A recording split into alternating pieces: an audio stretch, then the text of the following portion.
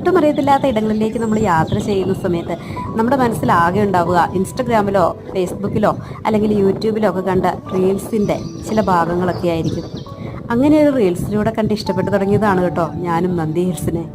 നന്ദി ഹിൽസ് ഒരു സ്വപ്നമായിട്ട് എൻ്റെ മനസ്സിൽ കയറി കൂടിയിട്ട് കുറേ കാലമായിരുന്നു. ഇന്ന് എൻ്റെ ആഗ്രഹം സാധിച്ചിരിക്കുന്നു ഞാൻ. ഈ മലയുടെ മുകളിലേക്ക് ഞാൻ കയറി വരുന്ന സമയത്ത് എൻ്റെ മനസ്സിലെ ചിന്ത ചിലപ്പോൾ ഇവിടെ മഞ്ഞ് മാത്രം ഉള്ളെങ്കിലോ, നമ്മൾ കണ്ട പോലെ റീൽസിൽ കാണുന്നതൊന്നും ചിലപ്പോൾ സത്യമാവണമെന്നില്ലല്ലോ, അങ്ങനെയൊക്കെയായിരുന്നു. പക്ഷേ എൻ്റെ ചിന്തകളെയൊക്കെ കാറ്റിൽ പറത്തിക്കൊണ്ട് അതിമനോഹരമായ കാഴ്ചയുടെ ഒരു വിരുന്നാണ് പ്രകൃതി നമുക്കായിട്ട് ഇവിടെ ഒരുക്കി വെച്ചിരിക്കുന്നത്.